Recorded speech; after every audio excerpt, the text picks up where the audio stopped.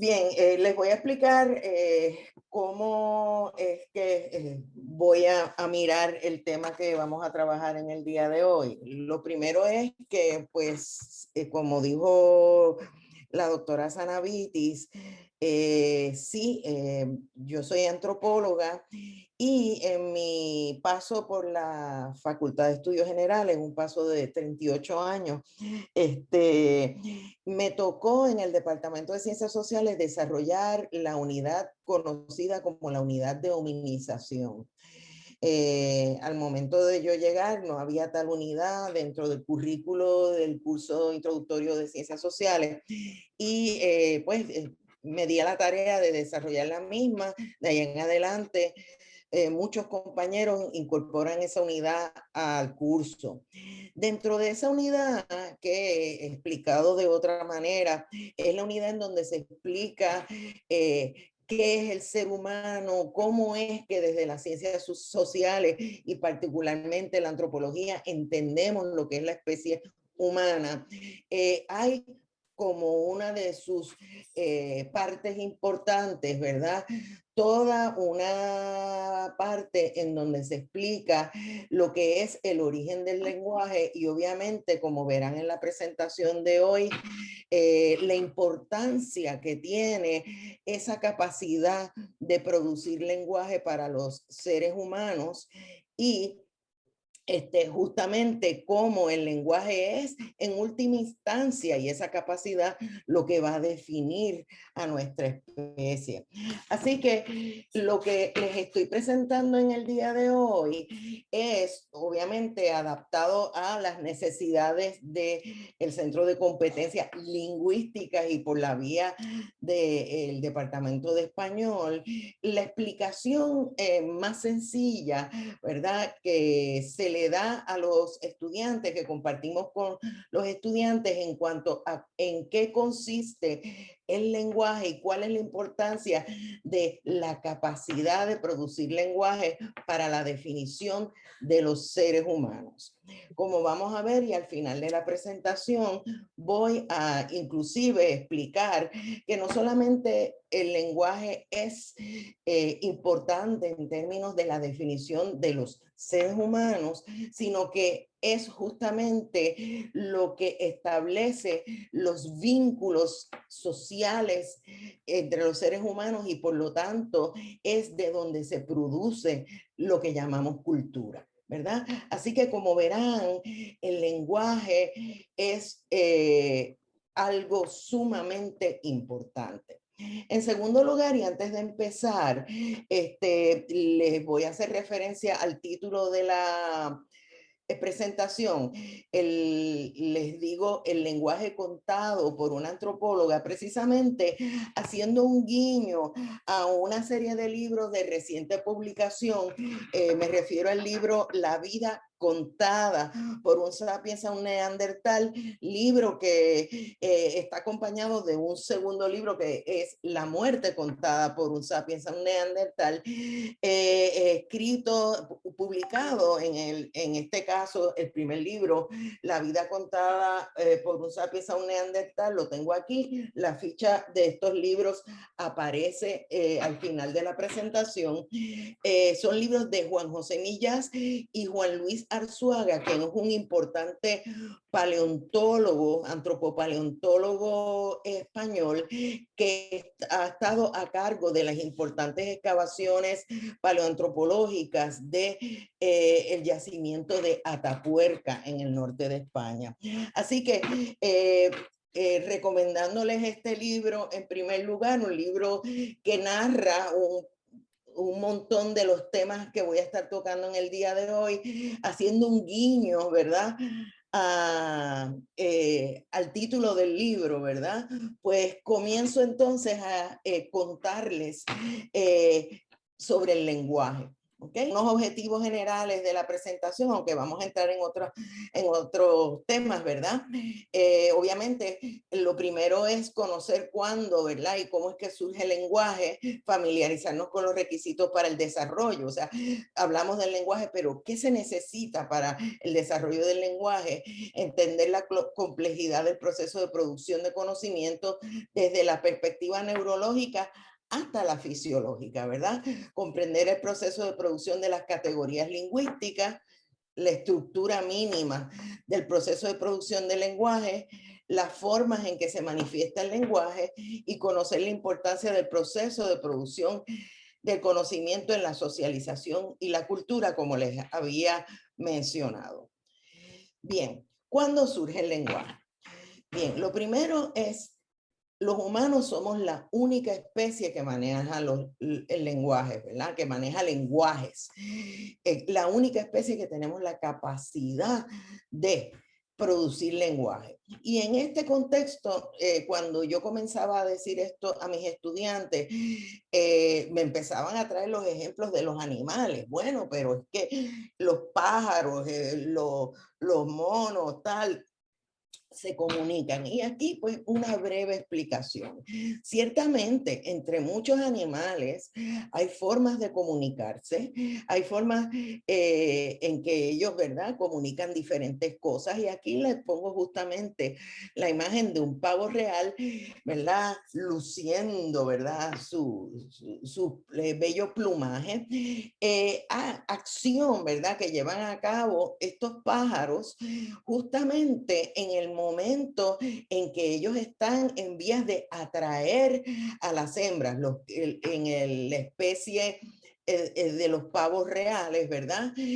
Los machos, ¿verdad? Porque hay una condición que se llama dimorfismo sexual, es decir, que el sexo masculino y el femenino tienen formas diferentes. Los machos son los que tienen este plumaje tan hermoso, ¿verdad? Pues cuando hay un proceso, cuando están en el proceso de apareamiento, ¿verdad?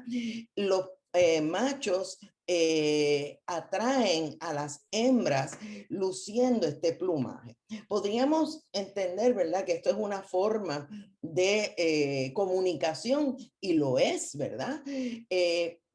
Pero un poco para explicarles la diferencia entre esto y el lenguaje del cual vamos a estar hablando, lo que lo diferencia es el hecho de que las hembras, desde que nacen y sobre todo cuando ya están aptas para la reproducción, ya ellas vienen de forma innata con una noción de ser atraídas por esta actividad y por esta imagen que ellas perciben de los pavos reales, ¿verdad? Así que ellas ya nacen con ese conocimiento para entender, ¿verdad? La imagen de el plumaje de los pavos reales como uno de atracción, ¿verdad? Así que ciertamente hay otras especies que comunican información mediante sonido, mediante gestos, como es esto, ¿verdad? Y diferentes formas corporales, ¿verdad? Hay otras formas que son hasta por el olfato, ¿verdad? Y el olfato, pues ellos saben que este olor significa tal cosa, saben, ¿verdad? Y en nuestros parientes más cercanos, que son los primates, ciertos sonidos pueden significar peligro, pueden significar inclusive el sentirse jubilosos, ¿verdad? Así que ciertamente estos animales tienen esta forma de comunicar, pero ellos nacen ya con esas categorías, por así decirlo, con esa noción de que tal cosa significa esta otra. Sin embargo, en el caso de los Homo sapiens, si ese es el término que es científico que nombra a nuestra especie, todos los humanos pertenecemos a la especie Homo sapiens. Todos nosotros nacemos no con unas categorías fijas, pero sí con una capacidad de producir diversos sistemas lingüísticos. Y como parte de esa capacidad de producir diversos sistemas lingüísticos, tenemos por lo tanto esa capacidad de producir unas categorías, ¿verdad? Unas categorías que van a tener un significado y eso lo voy a explicar ahora. Así que la capacidad de producir sistemas lingüísticos nos diferencia de las demás especies. Y quizás, vuelvo y repito, la capacidad de producir categorías lingüísticas en ese sistema es justamente lo que nos va a diferenciar de las demás formas de animales. Como podemos anticipar, de lo que estamos hablando es de la capacidad de producir conocimiento. Bien, ¿dónde y cómo se desarrolla esto? ¿Verdad? Bueno, de acuerdo a los estudios que han hecho diferentes paleontólogos, ¿verdad? Estudiosos, ¿verdad? Del desarrollo del cerebro humano desde nuestros antepasados, ya desde uno de nuestros antepasados que va a ser el Homo erectus, uno de los cambios más significativos que se dan en la masa encefálica se dan con relación a lo que se conocen como el área de Broca y el área de Wernicke. El área de Broca y el área de Wernicke, en el caso ya de los seres humanos, no sabemos que es el área de la masa encefálica encargada de la producción de esas categorías lingüísticas, ¿verdad? Y ya aún en los fósiles, ¿verdad? En los restos de los Homo sapiens más antiguos, la especie Homo sapiens camina sobre la faz de la Tierra y originalmente, ¿verdad? En África, hace 50.000 años, nos provee evidencia de que ellos ya tenían ese área bien desarrollada, por lo tanto, sabemos que eran capaces de producir un lenguaje complejo, lo que hablábamos anteriormente. Bien, les decía, ¿verdad? Estas áreas, ¿verdad? Del cerebro, esas áreas de la masa encefálica, estaban ya desarrolladas hace 400.000 años en el caso del Homo erectus, y les pongo una recreación de Homo erectus en la parte de arriba de esta laminilla, y ya estaban totalmente expandidas y desarrolladas al máximo en el caso de la especie Homo sapiens a la cual nosotros pertenecemos hace 50.000 años. Por lo tanto, o sea, tenemos la parte fisiológica, ¿verdad? Sabemos que ahí es donde intelectualmente, desde la parte fisiológica, se produce las categorías lingüísticas. Pero entonces, ¿a qué nos referimos con el lenguaje? Okay. Nos referimos con el lenguaje a un complejo sistema de símbolos que significan objetos concretos o ideas abstractas, ¿verdad? El lenguaje, por lo tanto, va a consistir de una serie de símbolos que tienen un significado, ¿verdad? Y lo maravilloso es que los seres humanos tenemos la capacidad, ¿verdad? De inventarnos esos símbolos, ¿verdad? Y que esos símbolos representen objetos concretos, y ahora les traigo un ejemplo, como ideas abstractas. Esa capacidad es la que precisamente es única de los seres humanos. Cuando hablamos de lenguaje, no solo nos referimos al emitido mediante sonidos o el lenguaje hablado, ¿verdad? Y quiero hacer esa aclaración en este momento, porque normalmente cuando hablamos de lenguaje, la gente piensa en este lenguaje que yo estoy usando ahora para comunicarme con ustedes, que es el sonoro, ¿verdad? El que se hace mediante el habla. Pero para que nosotros tengamos el habla, vamos a ver, hizo falta el desarrollo de una estructura, ¿verdad? A nivel de la garganta, la laringe, el esófago.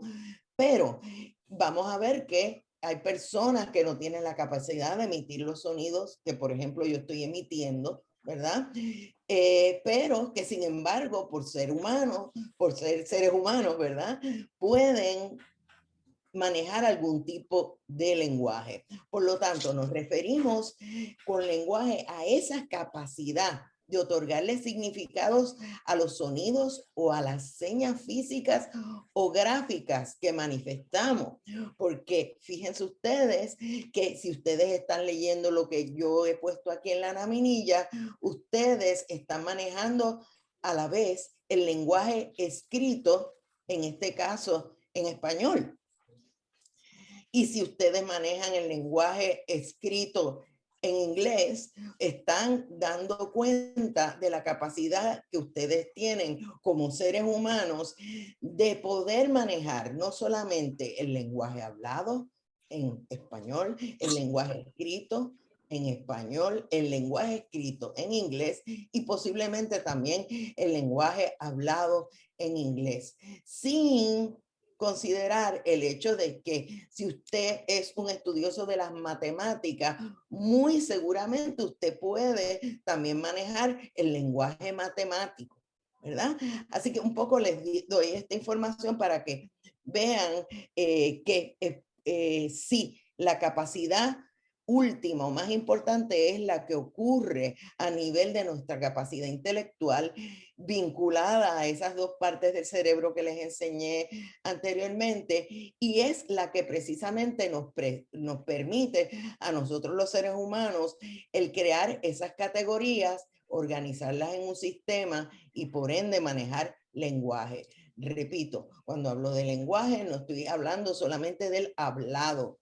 Estoy hablando en primer lugar del el lenguaje que comienza en nuestra capacidad intelectual y que puede manifestarse de forma sonora, hablado, o de forma o mediante señales físicas, como ocurre con el lenguaje de las personas sordomudas, o mediante la escritura, ¿verdad? Por mencionar algunos ejemplos.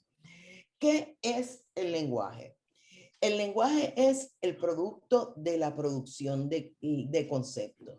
En última instancia, ¿en qué consiste esa capacidad que los seres humanos tenemos? Bueno, consiste en el hecho de que nosotros tenemos la capacidad de crear conceptos, de crear unos símbolos que manejamos. Los conceptos son representaciones de objetos concretos o ideas abstractas. Palabras. Normalmente cuando yo estoy enseñando esta parte en el curso, comienzo haciendo un ejercicio con los estudiantes que les sorprende mucho. Y es el siguiente, les pregunto, ¿con qué ustedes piensan? Y todo el mundo me dice, pues con la cabeza. No, no, no, no. Yo lo que estoy preguntando es, ¿qué es lo que ocurre?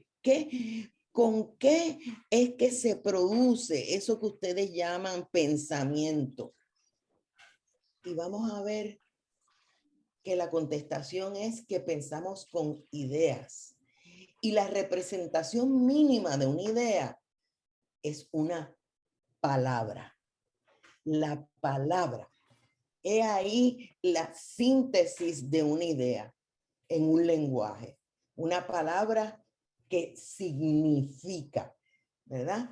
Y que cuando aprendemos un lenguaje podemos organizarla, ¿verdad? Dentro del sistema lingüístico, sea el español, sea el inglés, sea el francés, sea el ruso, sea el inuit, ¿verdad? Cualquiera que sea el lenguaje, lo organizamos en ese sistema, ¿verdad?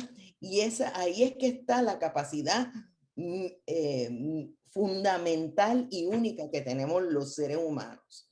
El hecho de que podemos manejar palabras y organizarlas en un sistema. Para que tengan una noción más clara, ¿verdad? Vamos a decir, ¿verdad? Una palabra es un concepto o una unidad mínima de pensamiento. Por lo tanto, ¿con qué pensamos? Pensamos con palabras, pensamos con conceptos, pensamos con ideas. La palabra es la expresión de un concepto de lo pensado o de lo concreto. Y ahora les voy a explicar, porque tenemos palabras para cosas concretas como es un lápiz.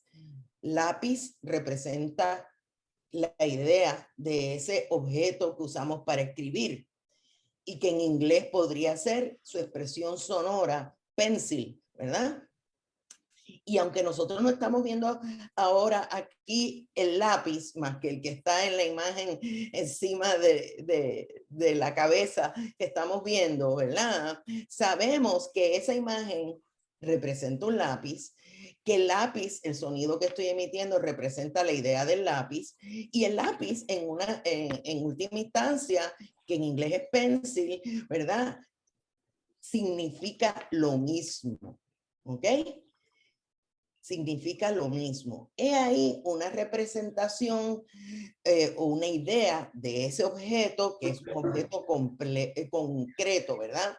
La palabra, por lo tanto, es la expresión de un concepto de lo pensado o de lo concreto, de forma sonora o representada por signos escritos, que podríamos escribirlo también en español, L-A-P-I-Z, ¿verdad? Lápiz. Muy bien. Cuando hablamos de ese proceso mediante el cual, por ejemplo, los que hablamos español reconocemos, ¿verdad? Que la palabra lápiz representa ese objeto y lo podemos también escribir. Lo que estamos hablando es de lo que se conoce también en el área de la lingüística, ¿verdad? Que es un área también de la antropología, de lo que se conoce como el proceso de sujetación. Es decir, el hecho de que lo que ocurre en nuestro cerebro, ¿verdad? En nuestra capacidad intelectual nos permite, ¿verdad? Tomar un objeto y crear una idea de ese objeto. A ese objeto le otorgamos un nombre. Aquí tenemos el ejemplo, ¿verdad? El objeto es mesa, ¿verdad? Y el término mesa, que aquí yo lo estoy pronunciando sonoramente, pero está también escrito M-E-S-A, es lo que significa este objeto que hay acá. Está el significante, que es el concepto, y el significado, que es la mesa. Cuando hablamos de esto, ¿verdad? Estamos hablando de un proceso de sujetación porque todos los que hablamos español, ¿verdad? Y oímos el término mesa, ¿verdad? Sabemos que eso se refiere a ese objeto concreto que suele ser de 4 patas y sobre el cual colocamos otras cosas, ¿verdad? Que es la mesa, ¿verdad? Por lo tanto, el día en que nosotros de niños aprendimos a establecer la relación entre el sonido mesa y el objeto mesa, ese día nosotros hicimos el proceso de sujetación de ese concepto. Es decir, ya guardamos en nuestra cabeza el hecho de que el sonido mesa significa este objeto. Increíblemente, los seres humanos no solamente tenemos un sistema lingüístico en donde hay conceptos que representan cosas concretas, como es el caso de la mesa, ¿verdad? Como puede ser el caso del lápiz, sino que tenemos conceptos tan interesantemente abstractos como el llamar amor, odio, que como sabemos no se encuentra en ningún sitio, aunque mucha gente dice que lo siente, ¿verdad? Pero ¿dónde está eso concretamente? De la misma manera podríamos hablar de conocimiento, de la misma manera podríamos hablar de lenguaje. Son términos que se refieren a abstracciones y que sin embargo son categorías, conceptos, ¿verdad? Palabras que tienen un significado sobre algo que no es algo concreto. Espero que hayan entendido eso. La capacidad entonces de emitir, ¿verdad? El lenguaje hablado nos habla de que no solo nosotros hemos entendido la relación entre el objeto y la idea y lo guardamos a nivel de la palabra, sino que además por una transformación que se da en nuestro cuerpo a lo largo del proceso evolutivo, ¿verdad? Desde los primates, las especies homínidas hasta nosotros, se ha dado un fenómeno interesante que es el que se ilustra aquí, y aquí nuevamente estoy hablándoles de ¿cómo se llama? De un libro también en donde uno de los autores es Arzuaga, que se llama La especie elegida. En ese libro, es de donde sale esta imagen, se nos explica, ¿verdad? Cómo se ha ido dando una transformación a nivel de la faringe, la epiglotis y la garganta, en donde a nosotros se nos permite poder emitir una gran variedad de sonidos junto a la forma en que respiramos y vamos moviendo la lengua dentro de nuestra boca, ¿verdad? Así que cuando nosotros emitimos o hablamos, nosotros lo que estamos es produciendo unos sonidos que ya tienen un significado en nuestra capacidad, ¿verdad? Intelectual, que hemos aprendido por oírlos, ¿verdad? Y por eso podemos decir, las flores están sobre la mesa, ¿verdad? Enunciándolo de esa manera en el lenguaje hablado. ¿Ok? Podemos decir eso porque tenemos esa capacidad. Otros miembros de nuestra familia evolutiva, ¿verdad? Primates, no tienen la capacidad de emitir esa gran variedad de sonidos, ¿verdad? No tienen esa capacidad, a lo cual, ¿verdad? Y recordando lo que mis estudiantes siempre me traían, bueno, pero yo tengo un pájaro, una cotorra, un myna bird, que imita perfectamente los sonidos. Sí, ese pájaro tiene la capacidad de reproducir, imitar unos sonidos increíblemente, o sea, a nivel de que algunas de estas aves pueden hasta imitar el tono de la voz de las personas. Cierto, pero curiosamente ellos lo que hacen es que repiten lo que escuchan, pero no entienden, no pueden saber el significado de lo que ellos dicen. Y aquí es que está la diferencia. En el caso de los humanos, cuando nosotros usamos la voz, la usamos porque tenemos la capacidad de producir lenguaje hablado gracias a una serie de transformaciones que se han dado en nuestra laringe y epiglotis, como ven en la ilustración, junto al hecho de que tenemos la capacidad intelectual para otorgarle un significado a ese sonido. Así que el hablar es la conjunción de dos capacidades, la intelectual sobre todo y posteriormente la fisiológica, y de ahí el lenguaje hablado. ¿Ok? Bien. Aquí les traigo, ¿verdad? Ya que vamos a elaborar un poquito más sobre la capacidad intelectual, una cita de quizás uno de los primeros y más importantes lingüistas, ¿verdad? Que es Ferdinand de Saussure. Y es una cita que dice: el lenguaje constituye un conjunto de fenómenos fisiológicos, ¿verdad? Físicos, psicológicos y sociológicos. Y vamos a ver ahora las implicaciones sociológicas que tiene esto, ¿verdad? Muy bien. Por lo tanto, ¿cómo se construye el lenguaje? Ya dijimos que se construye porque tenemos una capacidad intelectual e inclusive una inclinación hacia eso. Y eso lo vemos, como vamos a ver, por el hecho de que los niños, desde que nacen, obviamente, nacen en el contexto de una sociedad, nacen en el contexto de un grupo que, si ustedes piensan un poco la forma en que nos solemos relacionar con los bebés y con los infantes es diciéndoles cosas repetidamente. Por ejemplo, mamá, papá, bebé, ¿verdad? Repitiéndole eso. Y eso lo que hace en los niños, lo hacemos inconscientemente, ¿verdad?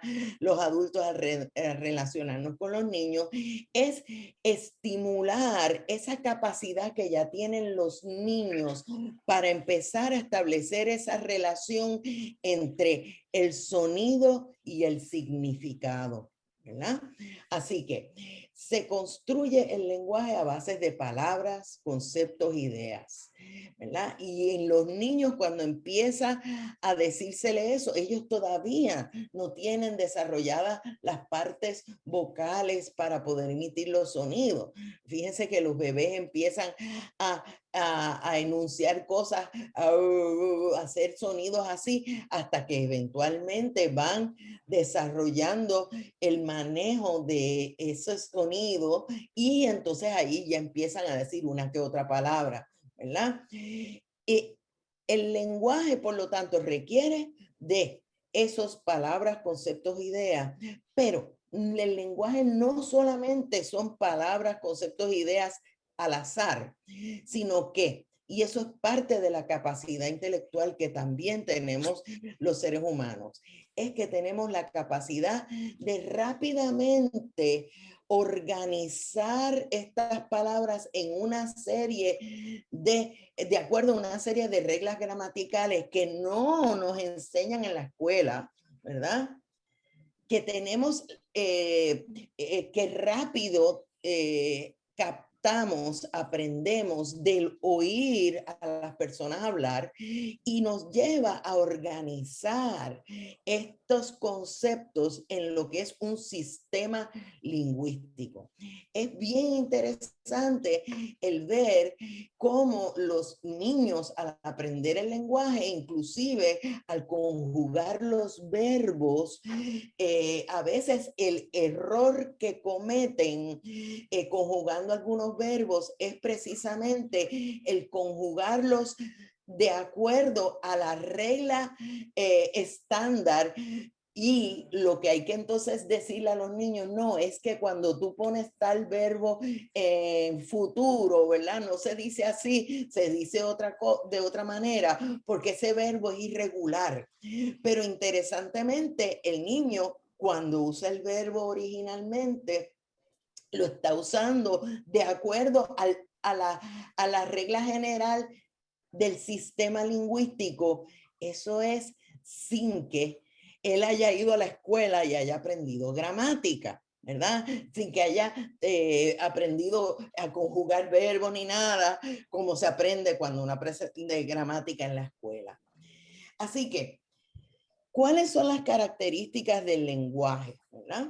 Pues las características del lenguaje es que es una capacidad innata del ser humano, por lo tanto es universal, obviamente universal entre la especie humana, ¿verdad? Entre todos los humanos tenemos esa capacidad. Es un proceso racional, es decir, nosotros lo pensamos, claro, ya cuando manejamos un lenguaje no estamos pensando constantemente dónde ubicar, ¿verdad? El verbo, el sujeto, el predicado, no, simplemente lo hacemos. Y mucha gente, ¿verdad? Que no ha tenido escolaridad, habla un castellano perfecto, ¿verdad? Sin saber que hay sujeto, predicado, que hay adjetivos, que hay verbos, que hay adverbios, ¿verdad? Bien, en sus formas concretas el lenguaje es aprendido en el seno de una cultura y por medio de la experiencia. Como les decía, ¿cómo aprendemos lenguaje? Lo aprendemos desde que nacemos, porque somos seres sociales y sociables, y los bebés desde que nacen van a estar rodeados muy cercanamente, mínimamente, de sus padres, de sus hermanos, de su familia y normalmente de un sector más amplio de sociedad. Los seres humanos necesitamos para sobrevivir ser sociables, ¿verdad? Ser cuidados, ser atendidos desde que nacemos. Y esa interacción que comienza con gestos, que continúa con mimos, que sigue con esos sonidos que el niño va escuchando, eventualmente se transforma en el entender que esos sonidos tienen un significado y como él es un ser humano que tiene esa capacidad, esa interacción es lo que eventualmente va a promover el que él empiece a darse cuenta de que es una vía para el entender y para él poderse comunicar. Resulta de un proceso de codificación, sí, porque vamos estableciendo un código de que esto significa lo otro, ¿verdad? Surge de la convención social y obviamente de ahí vamos a ver que un niño que se cría por padres puertorriqueños en Puerto Rico va a aprender el uso del lenguaje que es castellano, que es español, ¿verdad? Al estilo de nosotros, de la práctica de nuestro lenguaje aquí en Puerto Rico. No va a haber un niño, ¿verdad? Que siendo criado por padres puertorriqueños en Puerto Rico, de buenas a primeras, salga hablando con un acento argentino, ¿verdad? Porque no lo ha escuchado. Sin embargo, un niño criado en Puerto Rico de padre argentino, posiblemente en principio va a hablar con un acento argentino porque es el que escucha más cercanamente, pero así que el niño ya interactúa con otros niños fuera de su círculo familiar, seguramente empezará a modificar ese acento en otro, ¿verdad? Obviamente el niño va a aprender principalmente el lenguaje que aprende de su entorno, ¿verdad? Y con ese lenguaje es que va a comenzar a interactuar y ese manejo del lenguaje es lo que va a empezar a proveerle la oportunidad de seguir aprendiendo otras cosas en virtud de esa comunicación. Bien, el lenguaje se expresa, obviamente, como hemos dicho, mediante sonidos, signos gráficos, ¿verdad? Que es el lenguaje escrito, o signos corporales. Y con signos corporales vamos a ver que normalmente nosotros sabemos leer en la cara de las personas si están contentos, si están tristes, si están molestos, ¿verdad? Pero igualmente existe el lenguaje de señas, ¿verdad? Que como dije es el que se utiliza para la comunicación entre personas, ¿verdad? Que tienen limitaciones de audición y es un lenguaje, ¿verdad? Con señas corporales. Nos permite intercambiar información entre dos o más individuos, por lo tanto, es lo que provee para la comunicación y el lenguaje, y esto seguramente se los habrán planteado, ¿verdad? En sus clases de español y de inglés, es uno flexible. Los lenguajes, por su propia naturaleza, son precisamente porque se usan constantemente, adquieren nuevas palabras, ¿verdad? Pierden palabras que caen en desuso, se modifican algunas palabras otorgándole a las mismas otros significados, ¿verdad? Y esto se debe a, ¿verdad? El entorno sociocultural, ¿verdad? Hace 40 años nadie hablaba de computadoras como hablamos nosotros a diario, de celulares o de teléfonos móviles, ¿verdad? Todas esas categorías, sobre todo alrededor de todas estas medios cibernéticos de comunicación, se han podido desarrollar y incorporar estos nuevos conceptos y palabras al lenguaje precisamente como resultado, ¿verdad? Del desarrollo de estos elementos tecnológicos. Bien. Aquí tenemos un ejemplo, ¿verdad? De un lenguaje gráfico matemático, ¿verdad? Como les decía, este es otro lenguaje que aquellos que estudien física o matemática podrán entender perfectamente. La capacidad de producir categorías lingüísticas tendrá sentido y utilidad una vez compartamos significado en un contexto social. Y obviamente hemos explicado cómo lo aprendemos de los otros, ¿verdad? Pero justamente nos comunicamos porque todos manejamos ese mismo sistema lingüístico. Todos entendemos que cuando hablamos de esa mesa, se trata de esta mueble, ¿verdad? Sobre el cual o colocamos cosas, ¿verdad? Así que, ¿cómo lo aprendemos? Mediante el lenguaje hablado, mediante el lenguaje corporal, gestos y lenguaje de señas, como hablamos, o lo aprendemos mediante la escritura. Hablando de esto, aquí es donde mis estudiantes normalmente me traían la incógnita, la pregunta, ¿verdad? Bueno, y si hay una persona que al nacer, ¿verdad? No tiene la capacidad de oír, por ejemplo, ¿verdad? ¿Qué pasa?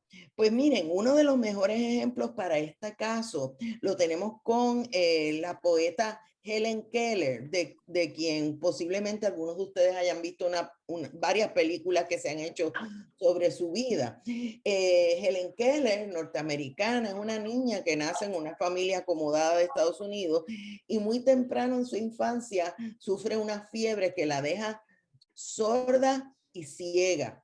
Por lo tanto, ella justamente pierde esa capacidad en el momento de su desarrollo, en donde iba a entender esas categorías.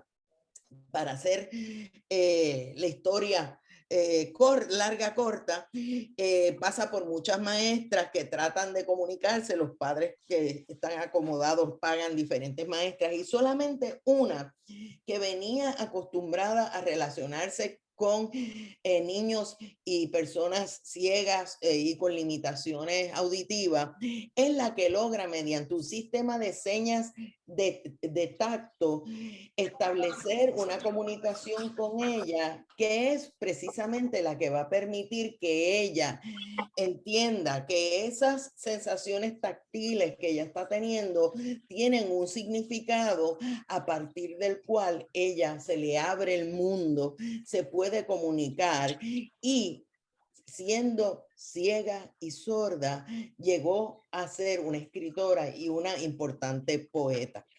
Así que fíjense ustedes que este ejemplo a mí me gusta porque es lo que ilustra el hecho de que los seres humanos, sobre todo de lo que necesitamos es de esa capacidad, ¿verdad? Aunque no podamos emitir ese lenguaje hablado, inclusive ver, podemos mediante un sistema lingüístico de comunicación comunicarnos y desarrollar nuestro lenguaje.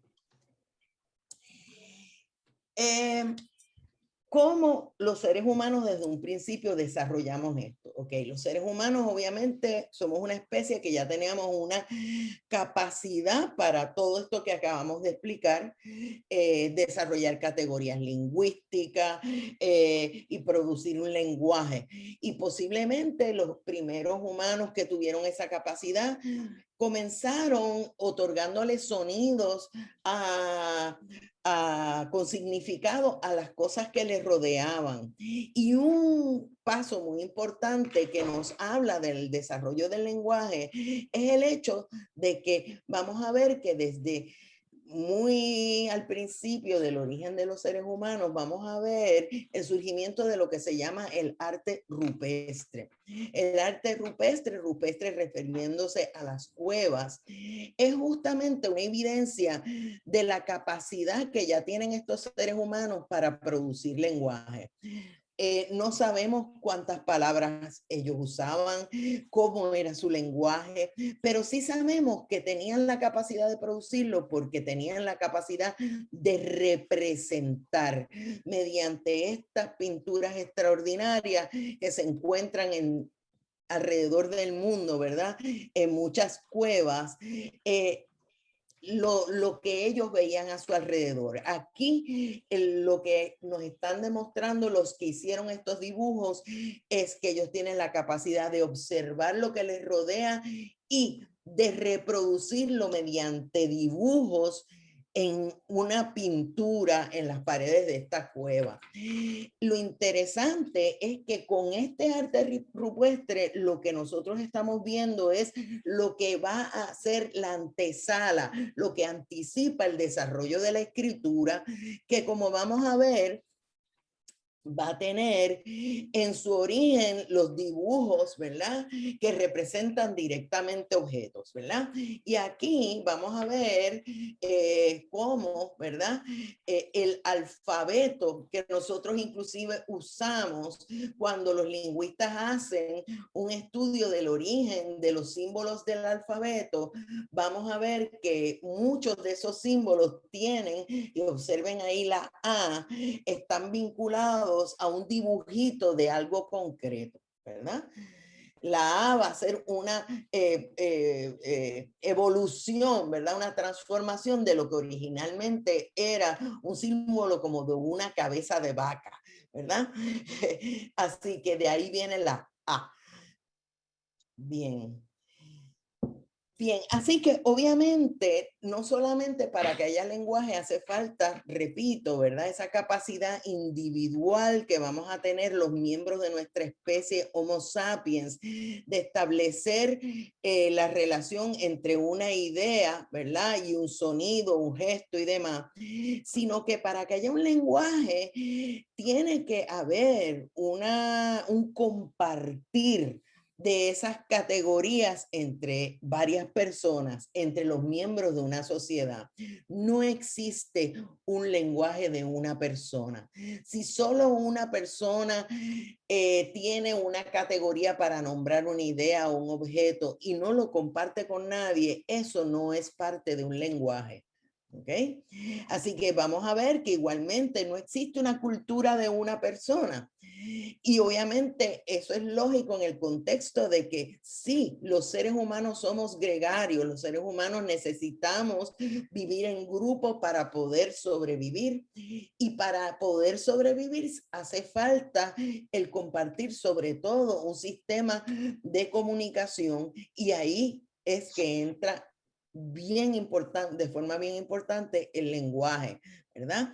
Para nosotros compartir un lenguaje, lo que hace falta es que compartamos los mismos significados, y los podemos compartir mediante un sistema escrito, los podemos compartir mediante un sistema sonoro que es el habla. ¿Okay? ¿Qué sucede, verdad? ¿Qué sucede? Ok, tenemos ya un grupo que comparte este sistema lingüístico, pero vamos a ver que como el lenguaje no solamente representa cosas concretas, los seres humanos no solamente pensamos sobre lo concreto, sino que también pensamos sobre otras cosas, como el sentido de la vida, ¿verdad? Como lo que sentimos hacia otras personas, sobre la idea de cómo organizarnos mejor, ¿verdad?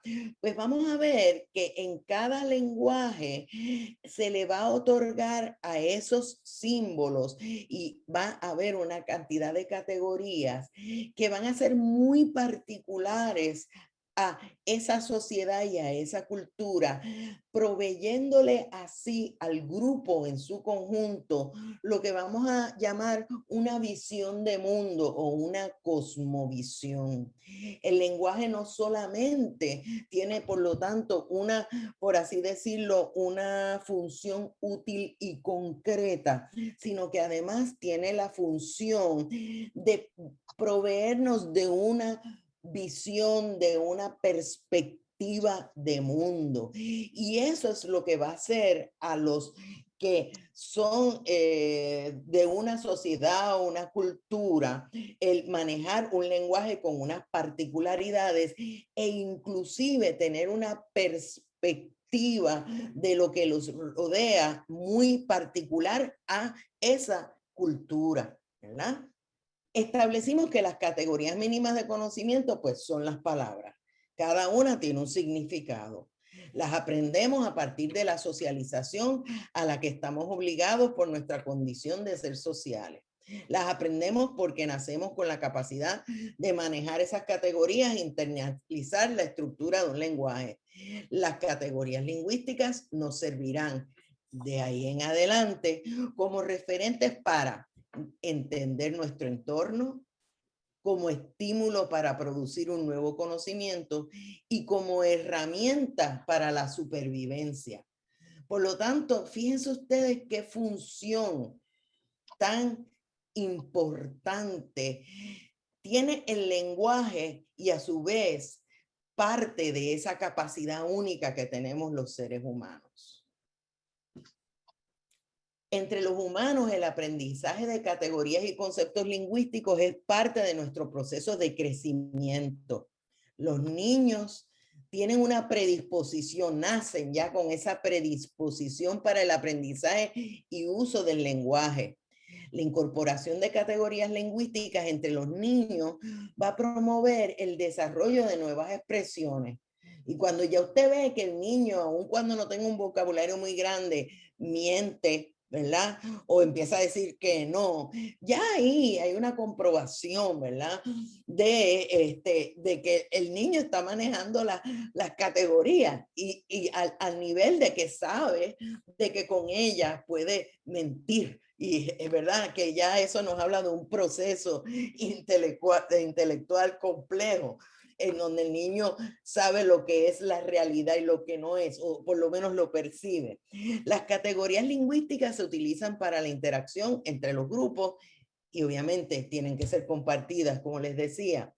Como parte del proceso de compartir las categorías lingüísticas, el lenguaje, por lo tanto, provee una forma de crear una noción del mundo que nos rodea. Aquí una cita del libro que les mencionaba de Arzuaga y Martínez, La especie elegida. Repito, al final de la presentación, ahí le tengo las referencias, las fichas completas de estos libros.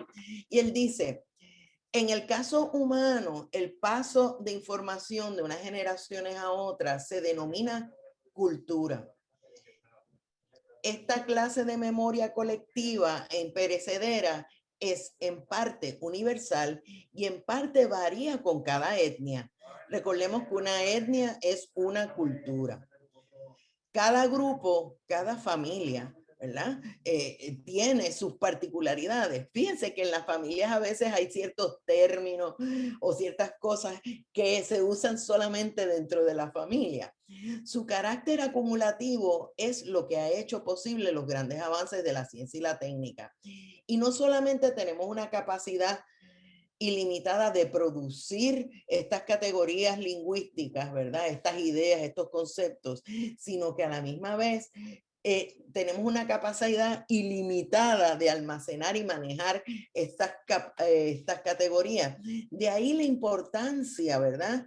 De usted tener un amplio vocabulario.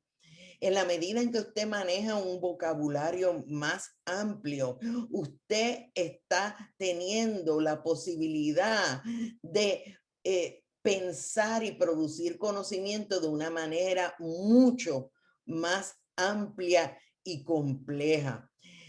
Yo siempre comparto con mis estudiantes el hecho de que yo no tenía muy claro cuando estudiaba en escuela superior por qué la insistencia de yo aprender palabras de vocabulario en mis clases de lenguaje. Y todo eso me vino a, ¿verdad?, a hacer sentido. Una vez me di cuenta de que en la medida en que yo manejo más categorías lingüísticas, más conceptos, más palabras, yo tengo la posibilidad de pensar, ¿verdad?, en otras dimensiones, producir otras ideas, ¿verdad? Y obviamente eso expande mi conocimiento. Como les decía, cuando hablamos de la cultura se forma en principio por ideas, obviamente compartidas. Todo el conocimiento producido y compartido por los grupos humanos, eso es la cultura. Pero fíjense, como les digo, que es conocimiento y el conocimiento se produce mediante el lenguaje.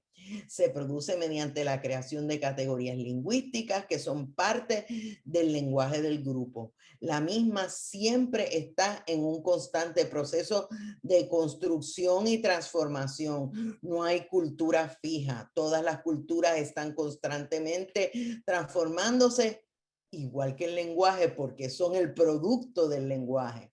Provee del conocimiento para facilitar la supervivencia del grupo y provee de las normas y las reglas para comportarse en determinado grupo. Todo esto lo produce el lenguaje, lo genera el lenguaje y se recoge en la cultura. Provee de una forma de entender el mundo. Con esto, ¿verdad?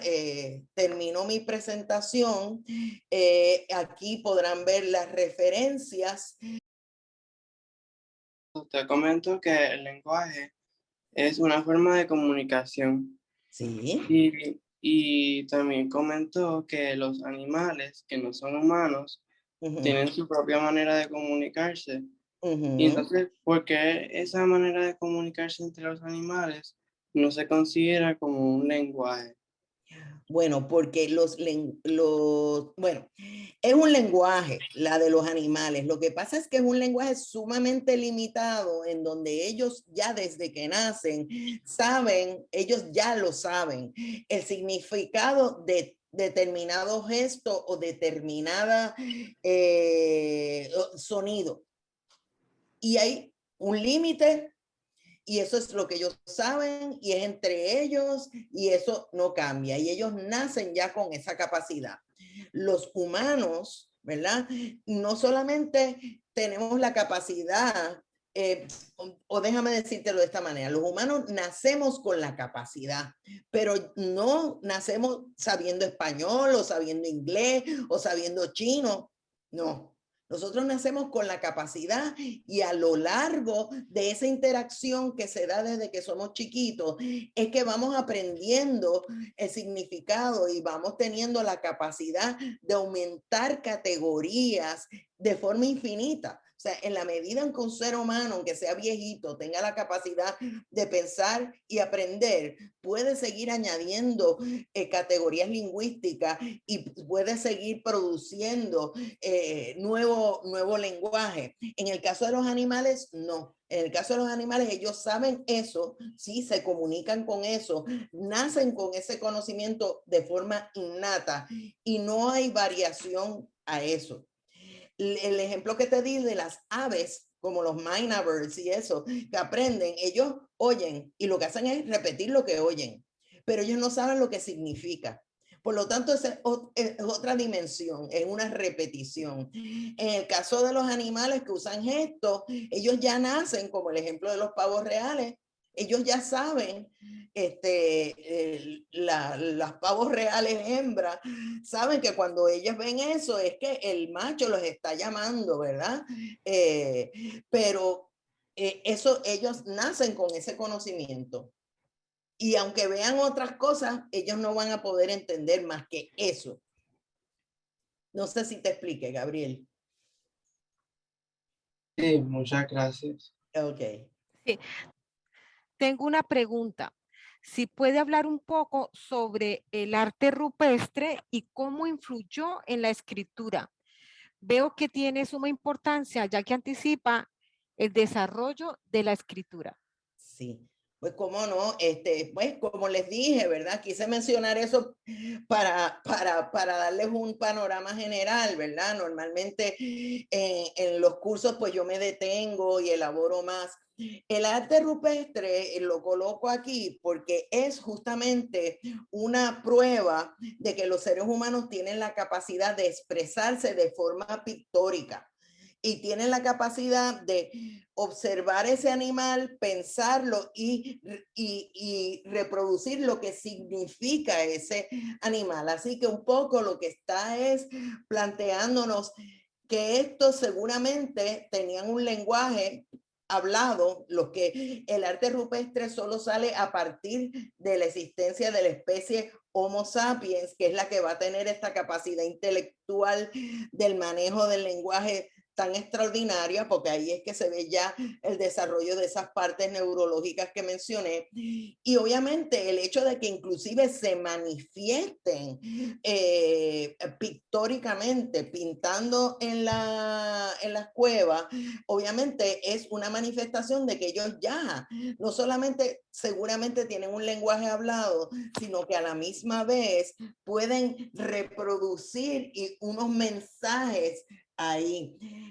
La relación de eso con la escritura, obviamente no es inmediata. Vamos a ver que va a haber el lenguaje hablado, va a haber el lenguaje que empieza a pintarse y entonces eventualmente muchos de estos grupos humanos van a empezar a desarrollar unos pictogramas, es decir, una serie de símbolos que van a tener una representación más allá de lo que es el dibujo del bisonte, ¿verdad? Sino que ya para ellos, ese símbolo que ellos van a dibujar va a representar una idea, ¿verdad? Ya vamos a ver, por ejemplo, y les doy un ejemplo de aquí, de nuestros aborígenes, los famosos petroglifos que vemos empiezan a dejar en las piedras nuestros grupos aborígenes, los taínos, los grupos igneri y demás, en las diferentes piedras, en cuevas aquí en Puerto Rico y en la zona del Caribe. Sabemos, ¿verdad?, que eran unas señales, pero no sabemos el significado específico. Ahora los arqueólogos nos plantean que eso fue puesto ahí con un significado que nosotros hoy no vamos a saber, ¿verdad? Pero posiblemente significaba, qué sé yo, que por ahí era, lo mismo es una señal para decir, coja aquí a la derecha, pero como cuando vemos una flecha en la carretera, eso es un pictograma, ¿verdad? ¿Cómo se llama? Posiblemente era aquí, qué sé yo, recordamos a la diosa fulana de tal, o este es un sitio bueno para sembrar, o lo que sea, ¿verdad? Pero ya van a ser símbolos que no son estrictamente la representación de un animal o de un árbol o de un objeto, sino algo que va a tener con ese dibujo un significado adicional y más abstracto.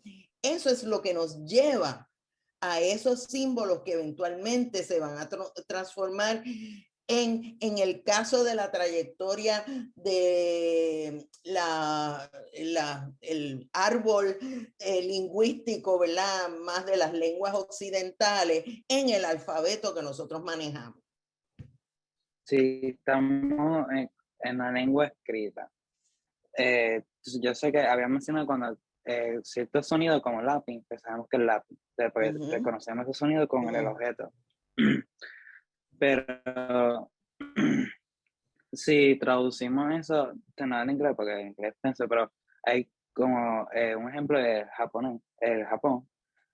Hay cosas que uno dice y uno escribe que con un símbolo que puede significarte un montón de otras cosas, como uno puede traducir como un carácter que tiene varios significados como que a nuestra, como que al español, inglés o cosas así. Claro.